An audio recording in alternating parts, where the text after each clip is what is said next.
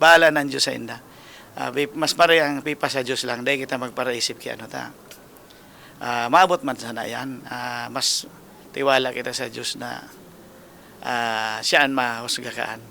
Pigpapa sa Diyos na sana ni Ako Bicol Party List former Congressman Christopher Quitoco ang ginibong pambabaklas kang City Engineer's Office na pinamamayon ni Engineer Clemente Ibo sa tarpaulins niyang nakakabit sa nagkapirang pribadong porsyon sa syudad ng Legazpi kang nakaliis na aldaw.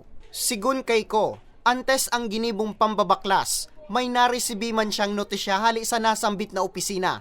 Nakaipuan niyang ipahali ang tarpaulins niyang nasa porsyon na pagsadiri kang gobyerno. Sabi niya, tulos man siyang nagkomple sa kasuguan kang City Engineer's Office. Alagad dain niya sana daw naon na maging ang tarpaulins niyang nakabugtak sa private properties. Anhi narali man kang nasabing opisina.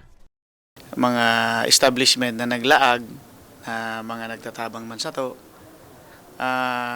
ito tinangkas.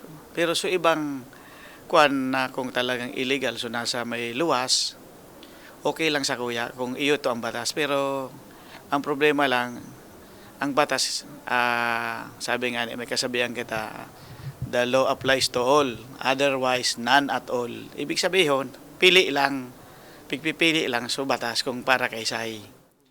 Apwera kay ko, maging ang tarpaulins ni former Congressman asin Ako Bicol Party List Executive Director Attorney Alfredo Pido Garbin Jr. ang nakabugtak man sa pribadong porsyon partikularmente sa Barangay Bunot asin Barangay Bagumbayan, andaiman pinalagpas kang personalized kang City Engineer's Office.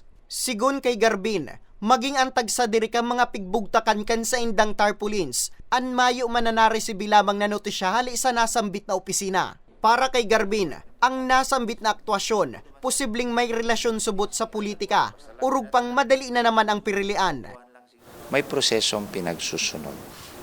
In my case, sa kuyang tarpaulin was placed in a private property, not considered as road, not considered as sidewalk.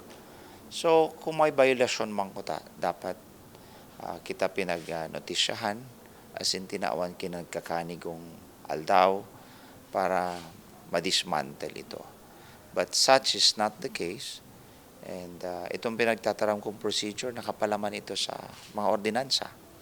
So this was not observed by the City Engineering Office. So a clear violation of the ordinances and circulars na sa indang pinagbabasihan. Kasumpay kani, desidido man si Garbin na sa angataning kaso ang mga tao na nasa likod kang pambabaklas. I'd rather talk to him in the appropriate court or any administrative or judicial body na papanimbagunta siya dahil talagang data dapat palampaso ng mga arugining akto. Para sa mga baretang tatak Bicol, Nomer Corporal